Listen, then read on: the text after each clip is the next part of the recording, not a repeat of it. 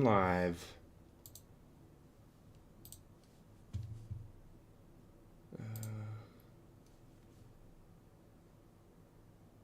Let me just get my camera set up everywhere. There we go. Hopefully you can now see me. All right. We should be good to go. Can someone double check? Jenna, can you just confirm to me that we are live across all of our platforms? So that's LinkedIn, that's YouTube, and that's Discord. I just want to make sure I'm coming through across and that video is working. Hey everybody, it was a bit of a busy morning, so apologies for being a minute or two late. But this is a Building Better Games live production Q&A where we talk about all things game development, game production, leadership in game development. And I answer Q&As from anybody on any of those platforms.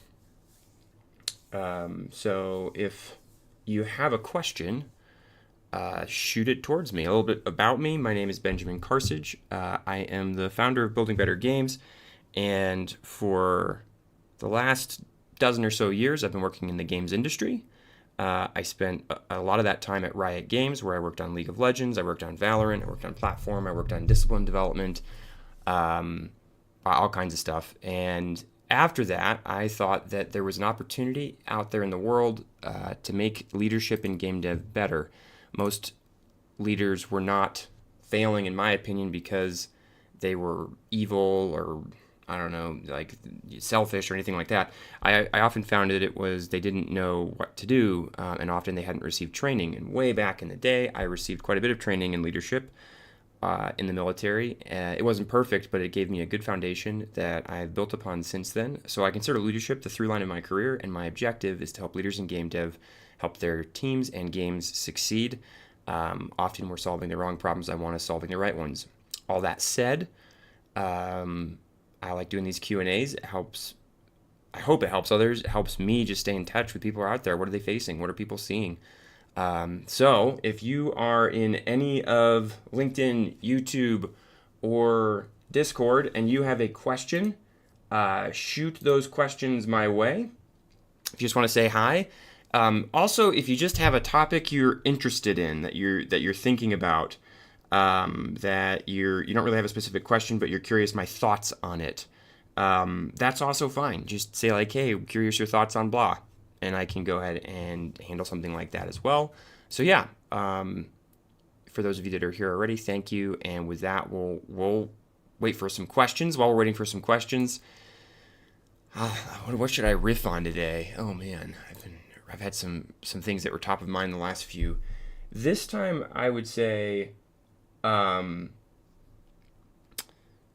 thing that is top of mind for me, I guess, I just saw an article last night. Everybody's writing articles about AI, which could just be that I've looked at too many articles about AI, so that's what I get fed. But it said something like most attempts by companies to make AI a useful, like ROI positive thing inside their companies are failing. And failing badly. Like 95% are failing. 5% are succeeding. Tended to be younger CEOs or leadership groups that were doing a better job integrating AI, but they were the minority still. And it said things like those that are just trying to get AI to do the job for them seem to be seeing less gain, whereas those that saw AI as something to assist or like take care of back office function and things like that, they had more success. But there weren't any rules, and again, the vast majority are failing. It led me to this question of, regardless of whether AI is a useful tool or not, and I think the jury is still well out on that and what the consequences of a lot of people using primarily AI would be. I wonder if our corporations are just not set up to be flexible enough to adapt to a new tool like this, despite all the talk of it, despite all the senior leaders in organizations saying AI is the future and we should all use it, and if you're not using it, then you're doing it wrong, and all this different stuff. But are they actually equipped to figure out how to do AI well? Okay, so anyway, that was just a couple of thoughts I had. Yeah, maybe AI is an amazing tool and we just are not good at using it. D. Devereaux, how do you collaborate with developers on content marketing? Customer experience is developed by content creators who are passionate about creating. I'm going to tell you how I interpret this question, D. Devereaux, and correct me if I'm wrong. So when I see that question, I think of a team that is building content within the context of a game. So maybe they're building assets for the game, weapons, characters, whatever it is. And we also want to be doing some sort of marketing around what it is we're creating. So maybe we have patches or DLCs or new, I don't know, like microtransactions. It may be for the launch of the game. And we need to do marketing around the things that we're building to show players how awesome it is, and so that they're excited when it comes out and they're looking forward to it. We want there to be hype when we produce like a really cool new event. But the developers are passionate about creating that stuff and continuing to create stuff, and they're not as worried about the content marketing. They want to build the game itself. So correct me if that is a misstatement, because that's what came to mind for me. Okay, so narrative writer making content within the universe, that collaborative approach with brands, musicians, fans, etc.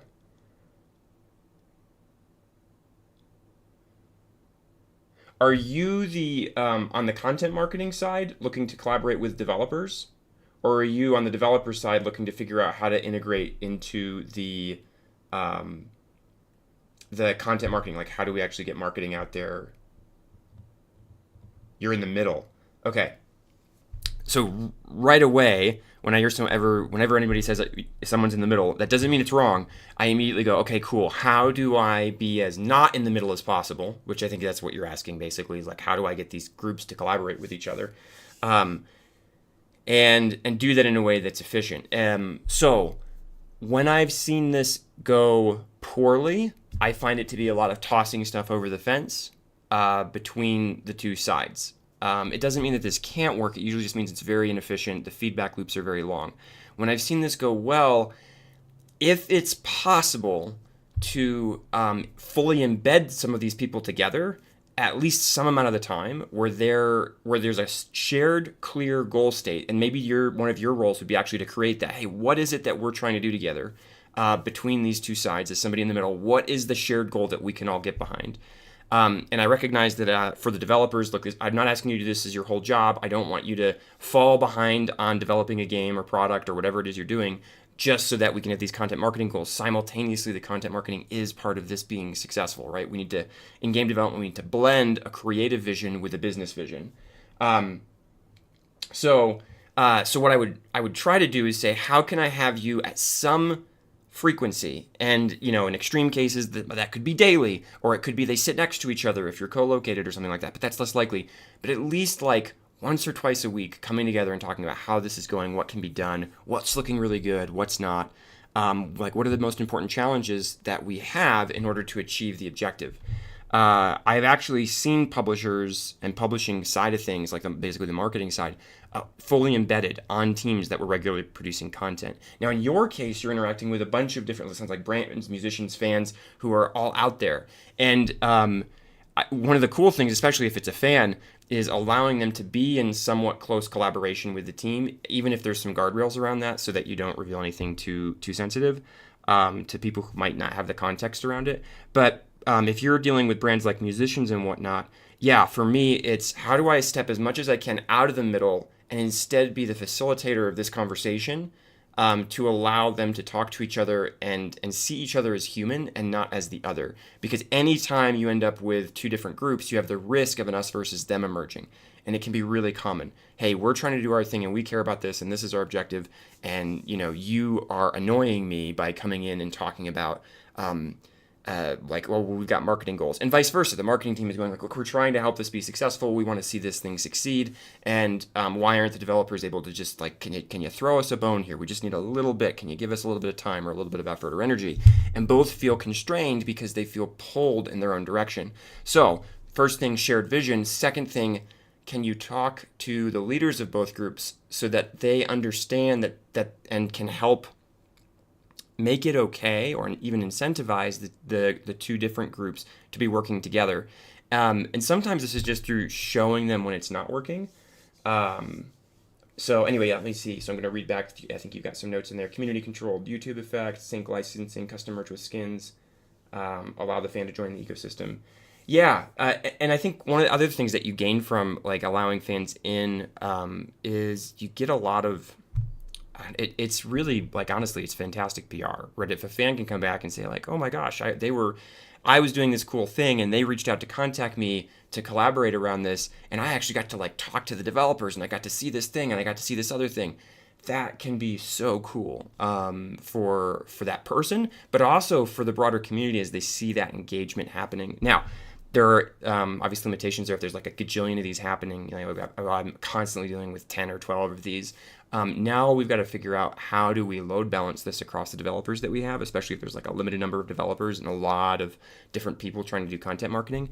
And I should say this too, I haven't said this yet. Like this isn't a space I'm super familiar with. So I'm giving you more generic abstract, like how do I think about different groups collaborating when there's likely distinct skill sets involved, distinct potential goals involved. How do I get them on the same page?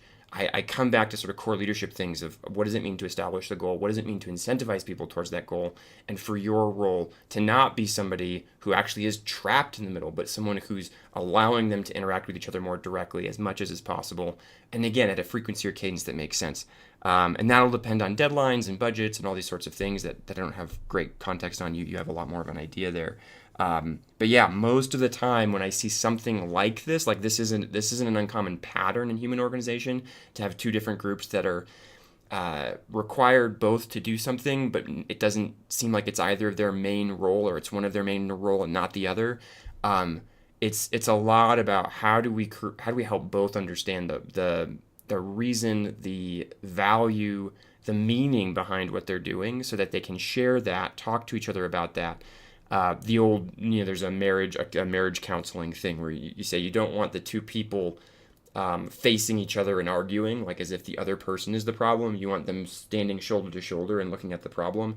That's what you want to be trying to create as much as you can within the context you're in, within the constraints you're in. And so sometimes, again, if we're a bunch of professionals and we're working like contractually within an organization, that looks like embedding as much as we can.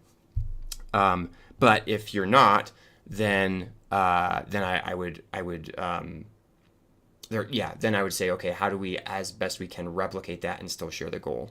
So anyway, I hope that was helpful. I hope that was helpful for you. Again, if you have a follow-up question to that, feel free to shoot that my way. If anyone else has any questions, either on YouTube or in LinkedIn or in Discord, please drop me a question. That one's a fascinating one. This idea of like, there's a lot of people, I think, a lot of producers and a lot of leaders in game dev that end up feeling like they're in the middle. Sometimes they're a discipline lead and they're in the middle between the rest of the organization and their discipline. Sometimes it's a producer or a couple of producers and they feel like they're in the middle between their teams. And you sometimes do need somebody there to help smooth the information flow between those things. But we have to also recognize that the ideal case are people that are trying to get to the same end state are working directly together to do that.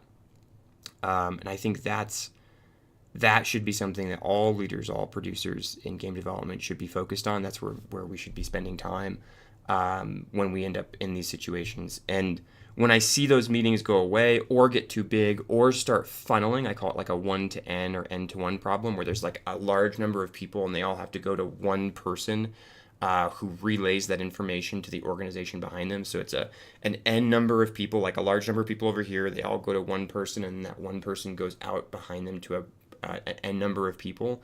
Whenever I see that,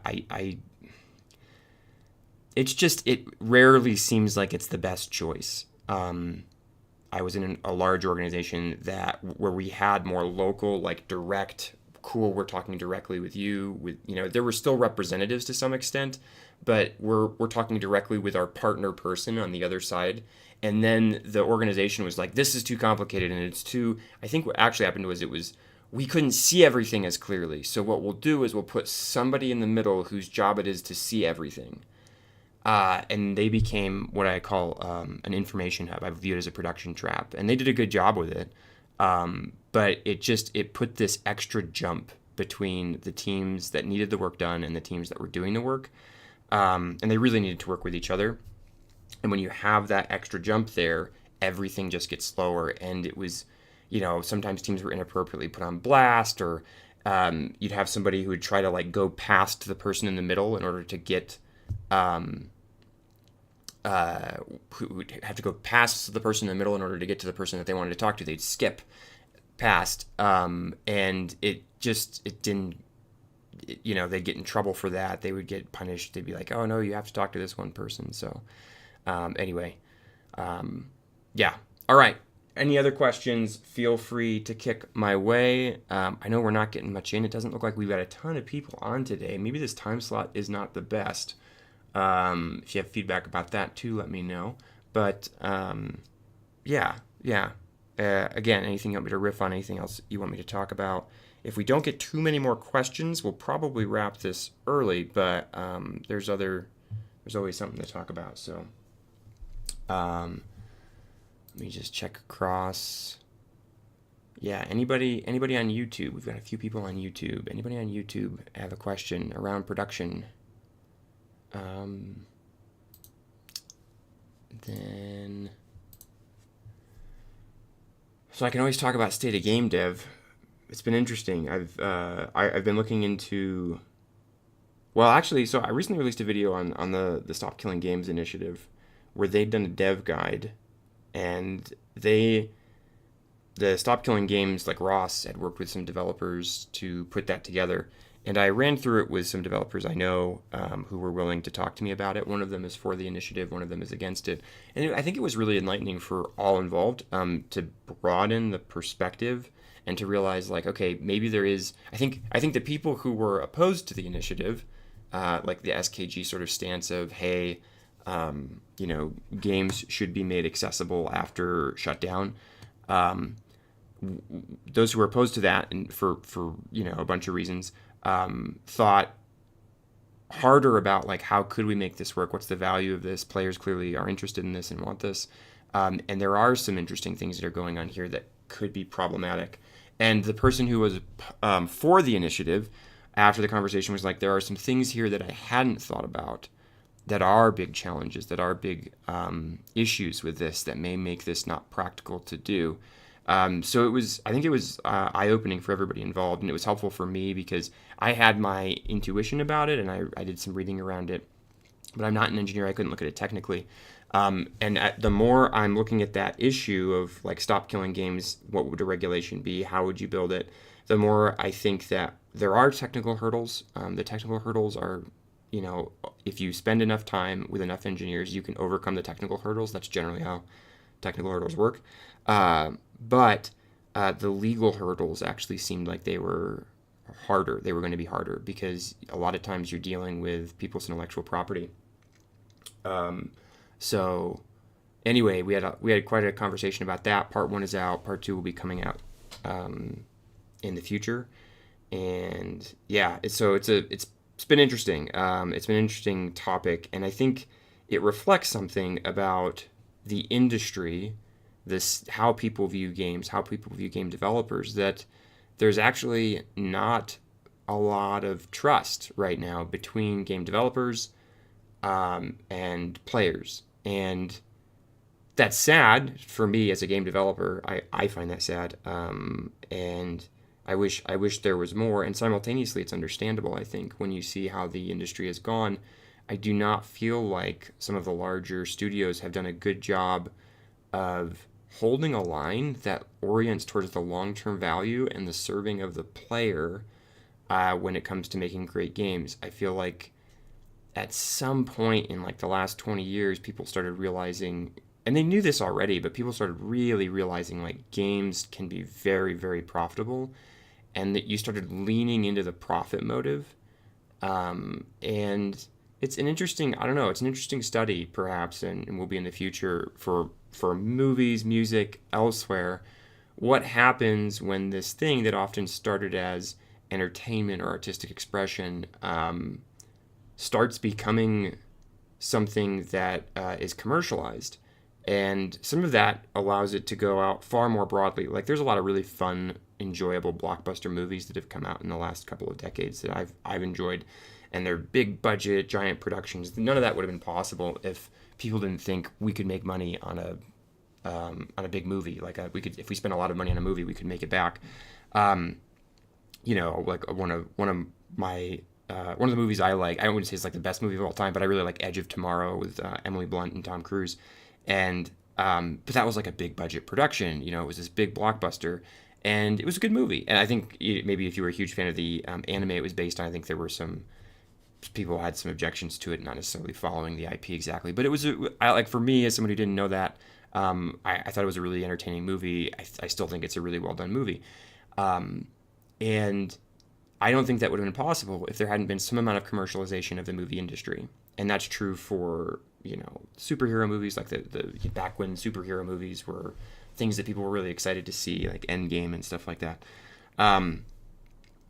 But there's a cost to that, and I wonder if across all of these different entertainment mediums, we're hitting this point where people are trying to refine down the equation for success from an ROI perspective. And that, again, that makes a lot of sense from some angle. If we just go and create art that we like, or we just go and create video games that we like, or music that we like, and no one else cares, that's fine if it's a hobby. But if we're trying to make money on this, and we need to make money on this because we hired a bunch of people to do this work, and we have to pay them, now there's an expectation that we know how to create return around that. And so, there's different things you can do in those sorts of situations when you start seeing a mismatch there. But I just wonder if we're in a place of sustaining innovation versus disruptive innovation when it comes to entertainment broadly and video games specifically, where a lot of these organizations tried things, they didn't work. It makes sense why they didn't work, and part of it's not even because they did a bad job, although sometimes that might be the case. But oftentimes it's really hard to make a successful video game, and it's a crowded space. And so sometimes you try something, it doesn't work. But if you can't, if that starts looking like a bad investment, then you retreat into the things you retreat into the comfortable, you retreat into the franchises and IPs that are going to bring in revenue as a way to keep your balance sheet looking correct.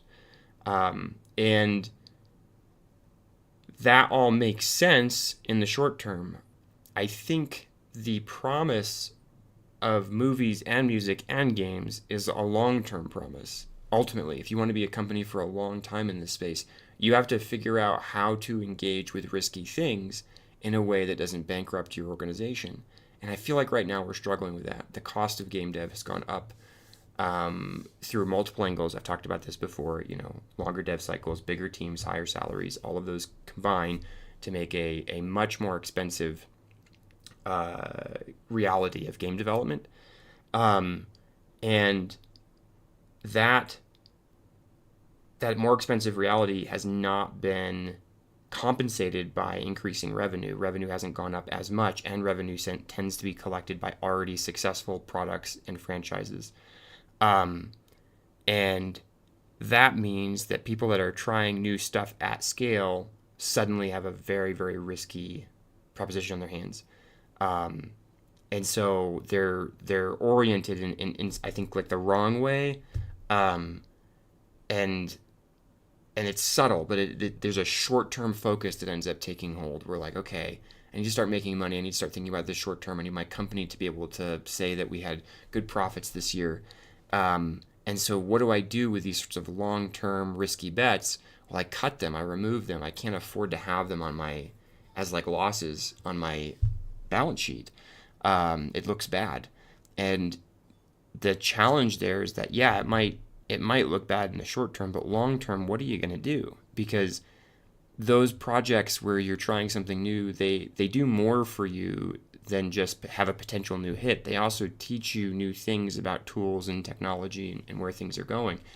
And I do see differences too, where I think in the US and parts of Europe, I see this as a huge problem where you had some of the bigger studios and more well-known publishers that are struggling.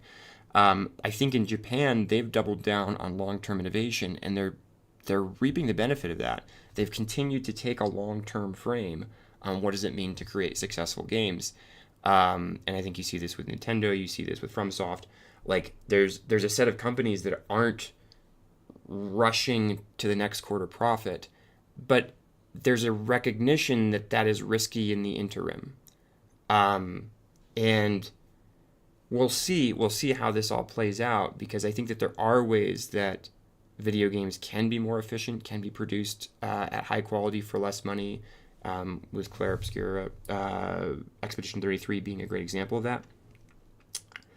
But I don't think those big companies are necessarily trying to innovate in that space, and part of it's because they just don't have the frame for that. They're structurally not set up to build that way. They're oriented around creating the stuff that makes games, not the value that makes a player have a good experience, in ways that are very subtle and that sort of built out slowly over time, but that negatively impact their ability to be successful in any given endeavor. And so you're trying to solve like all of these problems at one time. And now you tack onto this the reality that in game development we have VCs and investment money basically that has been chasing trends for some decent amount of time. If I think back over the last 5 to 10 years, so many bets were, how can I create a live service game successfully? How can I create a successful Web3 NFT crypto blockchain game? And now it's, how can I create an AI game? I want to see you talking about the modern technology that may be the thing that transforms the industry. But the reality with at least two of those things, like the Web3 and the AI, is a player doesn't care.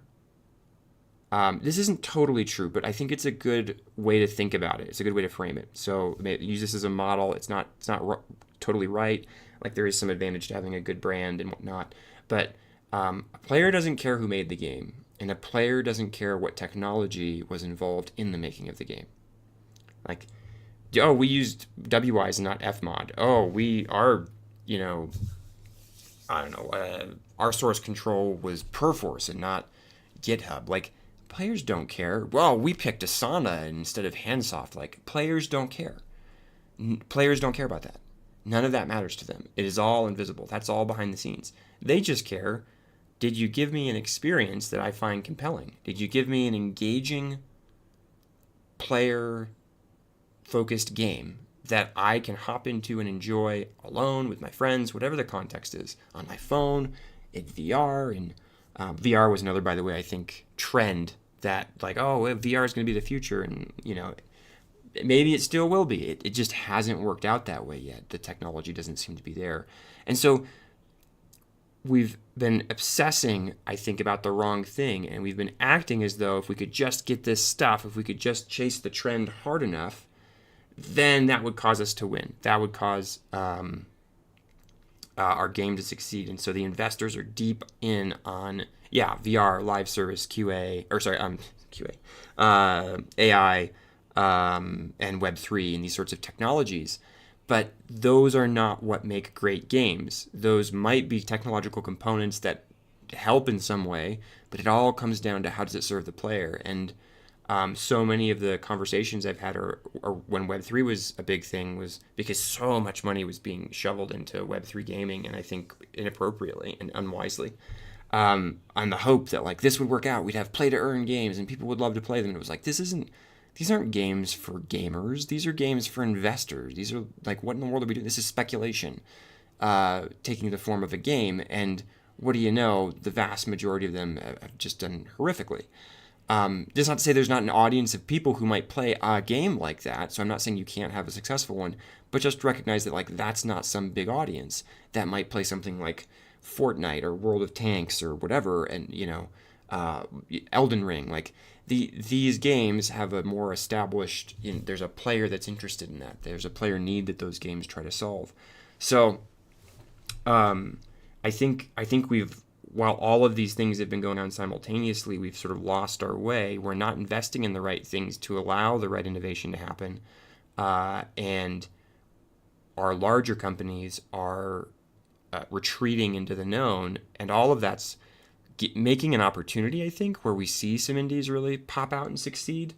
But also we have we have an issue where those large companies where so many people are employed are becoming less and less tenable as time goes on. And whether that's a slow decline or a fast one just depends on how they've allocated resources and money and whatnot.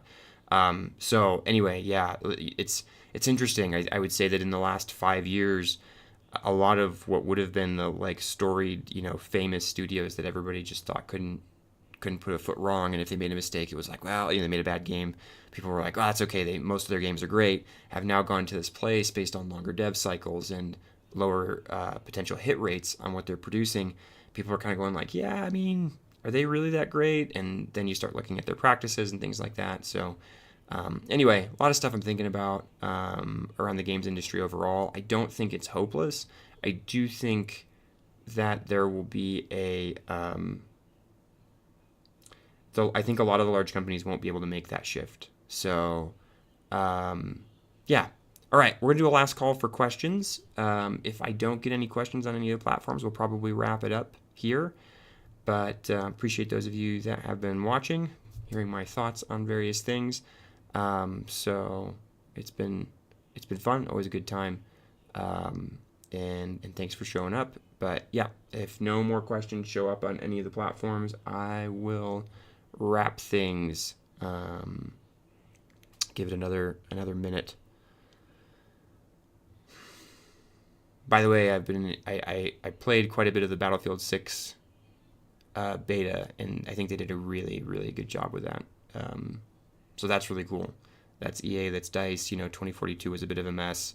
It's nice to see a studio, I think, turn around a franchise that looked like it was going downhill. My favorite Battlefield game of the recent era, it's not even that recent anymore, is Battlefield 1. But, Battlefield 5 was okay. Battlefield 2042 I did not like. It eventually got a little better with a lot of patches, so they kept investing in it, which I think is cool. But yeah, Battlefield 6 looks like it's going to be a fun one, and I'll probably be picking that up, messing around, get my support weapon going, lay down some covering fire.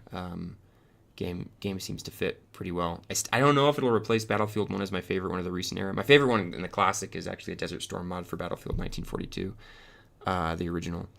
But yeah, the Battlefield 1 is I still think like just one of the best experiences out there when it comes to Battlefield games. But Battlefield 6 is solid, and they've done some cool stuff, some neat innovations. It's a good time. So, all right, haven't seen any new questions pop in. If I don't get any new questions, then it seems like we're going to wrap up. Thank you all for coming. This one was a little bit shorter. If you have questions, we'll be doing these regularly. So hope to see you next time. If you didn't have anything this week, maybe you'll have something next week. And yeah, appreciate y'all. Hope you have a good time leading games, leading teams, and delivering awesome stuff for players. So with that, I'll wrap up. Appreciate y'all.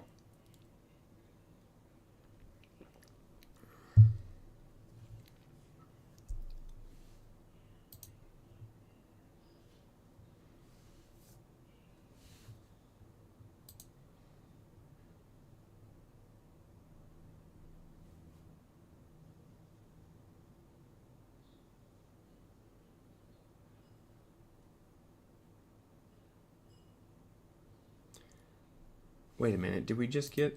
Okay, hang on. How do you help a CEO communicate the game vision when they are the sudden vision holder? Okay, sorry, I was going to close everything down, but we just got a question, and so I'm still here, so let's roll with it.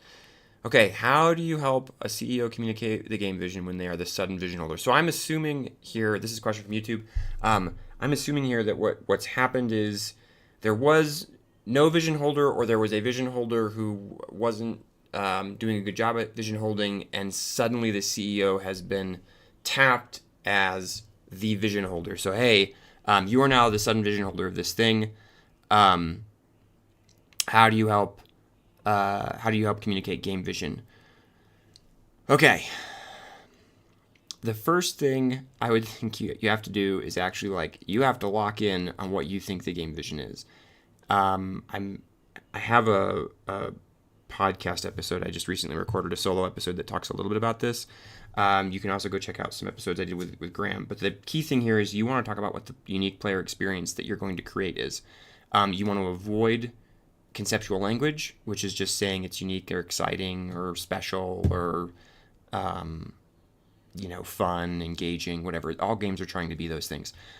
What is it that you think the game is doing that no other game or not many other games are going to be doing? Your vision initially might have multiple forms it could take, but you want to be helping people align on where they're trying to go.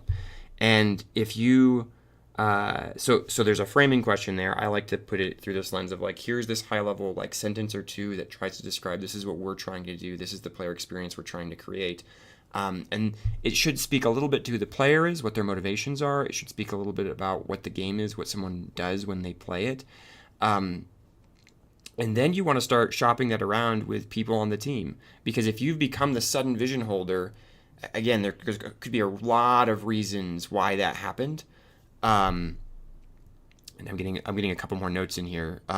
So I'll wait. I'll see those when they come in. There seems to be a lot of trouble clarifying the audience as well. Yes, and actually, the game vision and the audience are. I liked how Graham said this. The game and the players are the same thing.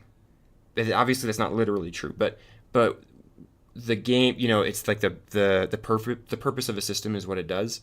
Like the game and is the players, and the players are the game to some extent. The people that will like the game are. There's more of a tautological relationship there than you might think. And so for me, I think when you're thinking about audience, you want to be talking about core motivations of that audience. Like, why is it that they engage with games? I think too often we talk about demographical information or genre-specific information. Like we think, oh, I'm trying to find FPS players, 19 to 32-year-old FPS players. That's not actually that helpful. There's a lot of people that play FPS in that age bracket, and in a lot of age brackets around it that would probably also be in your audience. There are people that are probably not FPS players that would try your game even if it wasn't FPS, because some people play FPS games even though they're not FPS gamers. And so for me, thinking about what is it that our game does for the player? Why is this an engaging experience? What emotions do we pull into? Do we tie into their fear? Do we tie into their excitement? Do we tie into their sense of mastery? Their ability to challenge themselves, that they like to play with friends. These player motivations are better questions to be thinking about when it comes to game vision than demographic and genre specific stuff. Because I'm someone who you could most easily probably simplify down to, oh, he's an FPS player, but I also like RTS and I also like Grand Strategy, and I've also played a decent amount of MOBAs, and I've played a whole ton of co-op games.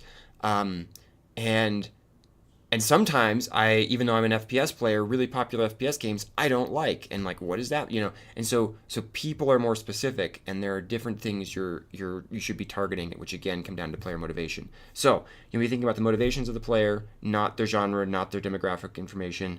You want to be talking about that through the player experience lens. And actually don't worry about the fact that you're having some trouble communicating this. That's good. What that means is that the vision before wasn't clear, probably why the CEO is the sudden vision holder. That's fine. That's actually not that uncommon. But now your job is to bring something together and establish the vision, and you're going to do that through talking to the people that are on the team. Because if we're in a fragmented state of people going after different visions, first thing we want to do is put something out there that we can all argue with and recognize that we're not on the same page, and that's okay. And then we have to figure out how to become aligned. And this is where the frame around alignment versus consensus is relevant. Consensus means we agree. Alignment means we agree to do it. You need a team of people who can look at that vision and say, we agree to do it. We agree to operate towards getting this done. It might not be the exact vision I wanted to create. It may not have all the elements that I thought were really cool, but the CEO in this case, is the vision holder. They are going to set those lines. And here, be careful not to be too, well, that's what I've said, and this is what we're going to do. You want to be talking to people about why they think it is or is not a good idea, but you also need to be able to make the decision. So this is, one of those things of leadership. It's difficult. It's hard to get it right. But yeah, have the conversations with the people that have been there, and recognize that this takes time. You can't. I wish there was just some like, oh, all you need is this. That if you fill out my game vision, I have a game vision template, right? It's like 2-sentence thing up here. You set some goals, like your top 3 goals prioritized. You set your pillars, 1 to 5 pillars prioritized or whatever. Once you have that, you don't have any more questions. No, that's not how it goes. Even if you do that, even if you do the work to say, what is it I think is important about this? What are the constraints that we have inside? What platforms are we going to be on? What are the 3 C's? However you choose to try to break it down, as much information as you give, there are still going to be people that read what you say and get something different out of it. And so the important thing around all of it is that you're driving the conversation and then continuing to, over time, align. You never get to just create a game vision and never talk about it again. The way vision works generally in tech, but specifically in games or game teams that are doing parts of games, you create it, you say, this is what we're trying to do, and then you keep talking about it. Alignment is constantly in a state of entropy. It is decaying. Everything is decaying. You have to work to keep people aligned to the same goal. So yeah, don't worry. I'd say that's one thing I would, for the CEO in this situation, don't stress about the fact that this is hard right now, especially because you've just become this. It's going to take some time. You're going to get there. And just keep working it, keep working it, keep working it. There's nothing more important, I would argue, at your studio than having a group of people aligned to a game vision. So even though it feels like it's a waste of time and you wish everybody just got it, and it feels like you want to throw in the towel and just find whatever, then let's just all make stuff and hope it comes together. In the end, don't do that. Keep working on trying to get the vision together. Again, Graham McAllister did research on this. His outcome was that game vision is the number 1 reason games fail. Even in places where they thought they had an aligned vision, they tended not to. When he would ask them about it, they would give different answers. And so you're constantly working to have people be able to answer in a similar enough way that you build a game that is coherent. And that's what the game vision helps with. Okay, Juan Diego Valverde. Great reframing agility course last week. Thank you. A bit unrelated to the current topic. Would you recommend pursuing other certifications like ICP, ATF, Agile Team Facilitation to complement the ICP?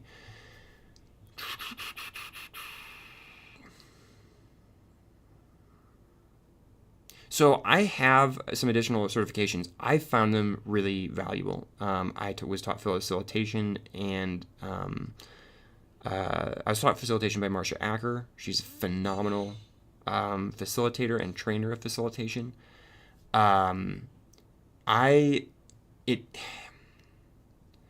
Certifications have value for a couple reasons. One, some companies really like to see that you have them.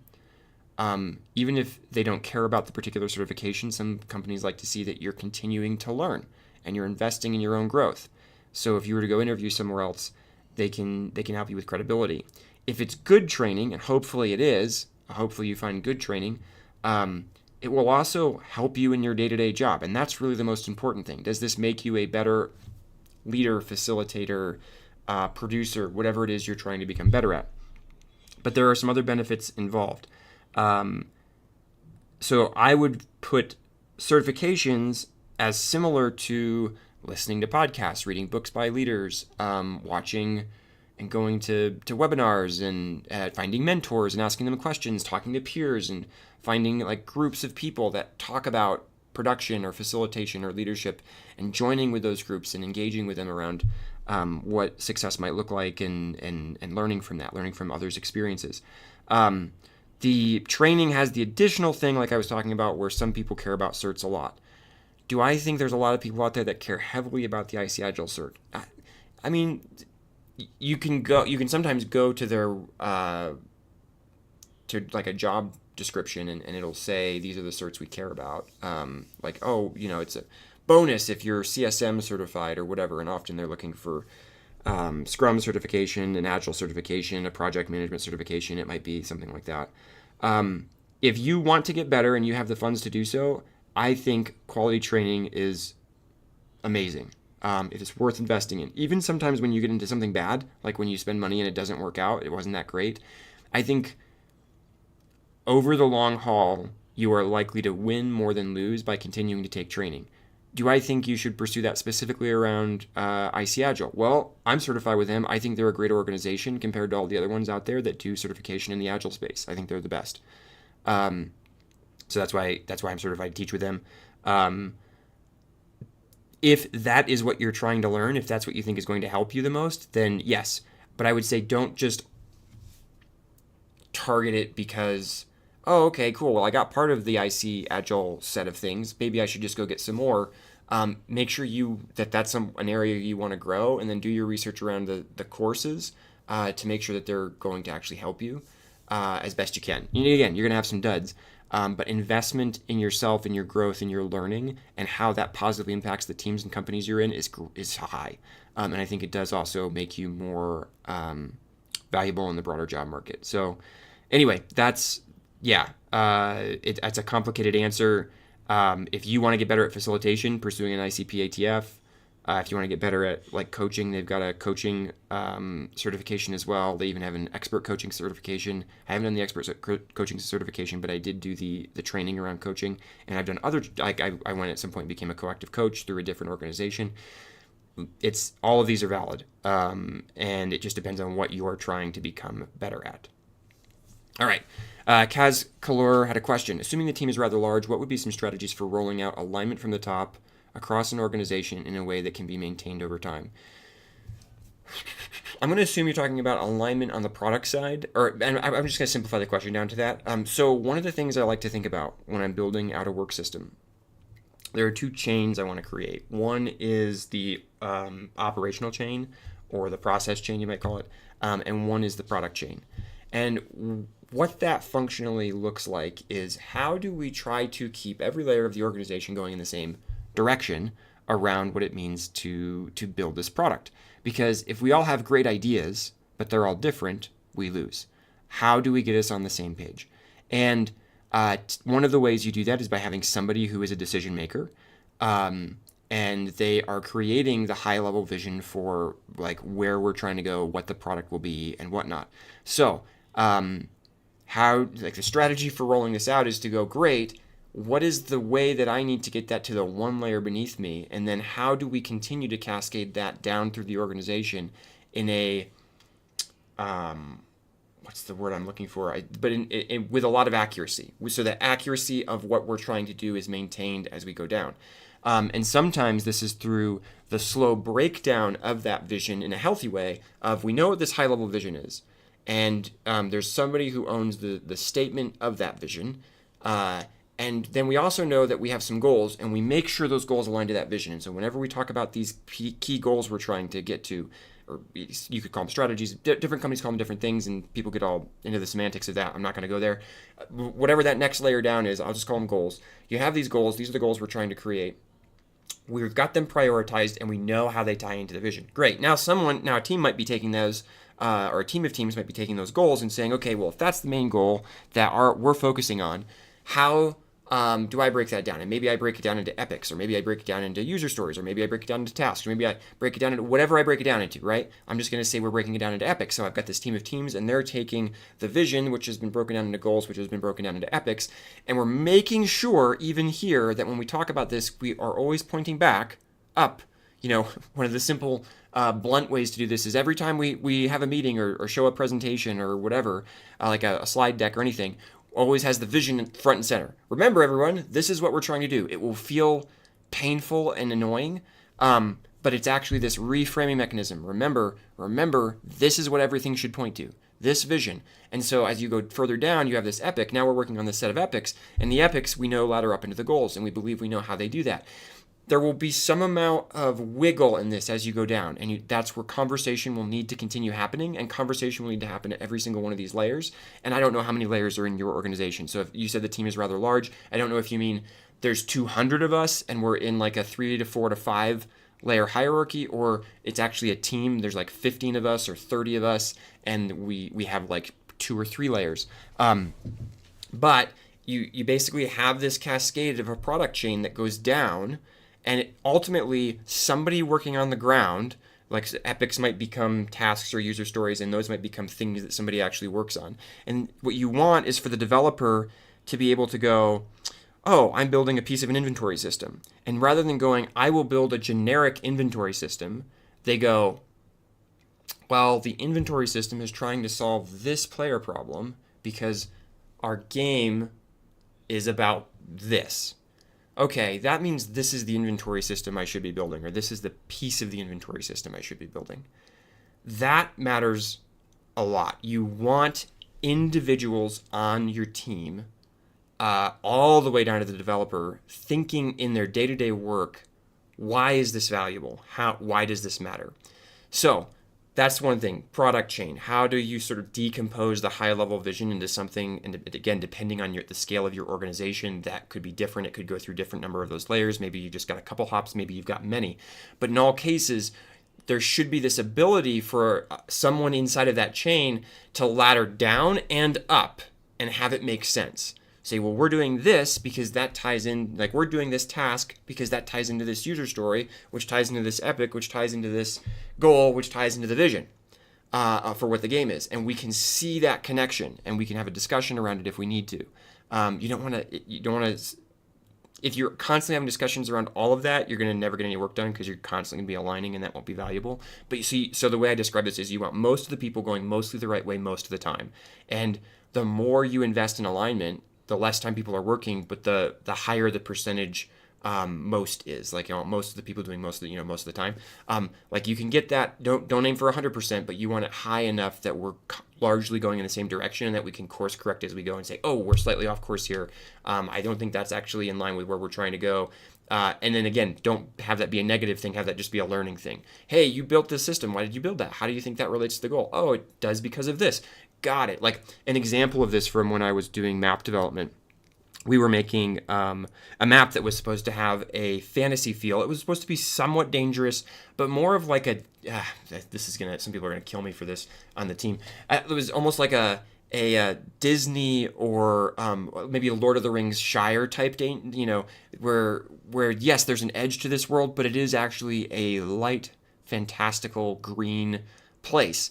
And one of the artists who was actually doing a lot of work to build some parts of the map said something in a meeting. They were like, well, no, like this is a dangerous world. And we were like, yeah, it is a dangerous world. It's a dangerous world, but it's light in here. And they were like, if you like fall on the ground, the grass will cut you. And we were like, no, like that is misaligned with where we're trying to go with this. But it wasn't like, no, stop that, you're wrong, go back to remedial training on the vision. It was like, got it. We found somebody, they're misaligned. Good to know. That is valuable for us to know. Let's get them realigned. Hey, that's actually an overstatement. While we do want there to be a little bit of an edge to this world, like we don't want it to feel totally safe and Shire-like. There's a dark forest element to it. We want to be leaning towards a little bit more lightness, a little bit more maybe classic fantasy vibe, as opposed to something dark and like a horrible or scary. Like, we don't want this to be a scary forest that people are playing in. We don't want you to fall and cut yourself. Like, that's not where we're at. This is still a fun place. This is still in some ways a pretty place. And so again, have those conversations. You're willing to have them, and you want your system to facilitate that. One other thing I'll note here that I think most organizations don't think about enough: if you have a multi-layer hierarchy and you're trying to create a product chain that goes up and down the stack, often we have like a meeting of the most senior leaders, and then there's like a layer of leaders beneath them and they have a meeting, and then there's a layer of leaders beneath them and they have a meeting, and then there's the dev team or whatever and they have a meeting. When you create multiple layers in your organization, you need more communication layers than you have hierarchical layers. So what I mean by that is, if let's say you had like a C-level group and then a director group and then team leads, you can't just have the C-level talking to each other, the directors talking to each other, and the team leads all talking to each other. You need there to be interaction between them. And so when I think about the meetings I need to have, yes, the C-level needs to all have a conversation about what the vision is, but you also need the C-level to talk to the directors all at once to get aligned around how that is laddering down, how our vision is laddering down. And now that's occurring, the directors can talk about, okay, this is how we're going to do this at our level. And then they also need to have a conversation regularly with the team leads. So the directors and the team leads are talking. I'm making up this hierarchy, but like imagine this was a thing. Hopefully there's an analog for your organization. So now I need to have that between communication layer that exists inside of my organization. That's not actually a layer in and of itself of the org, but is critical to the passing of the information down the chain. So anyway, I hope that gives you some strategies for rolling out alignment from the top across an organization in a way that can be maintained over time. Don't give people a hard time for getting it wrong, unless if they stubbornly get it wrong and will not align. If they're requiring consensus to their idea, that's a problem. But if people just, I misunderstood, or I was going the wrong direction, and it was, it was because I interpreted the vision differently, that's going to happen. You just want a way for you to be regularly resolving that across your org. Hope that helped. Okay, last question here as we start getting towards the end. Hassan, what do you think about puzzle plus education genre games? Different types of puzzle games combinations are successful, but educational, e.g. math games, are not seen combined with puzzle games. Education games are just tough generally.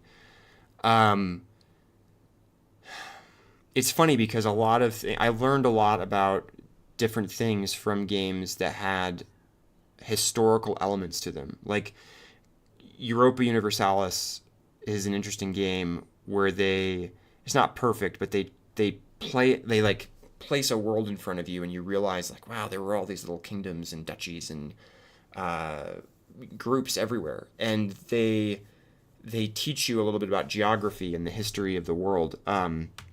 Even things like Age of Empires talk to you about different units. Now, it's possible they're wrong, and that they've made some twisted things for the sake of game development. But I think it's funny to me, like even Oregon Trail, that classic game where you try to get your family across the Oregon Trail to your destination.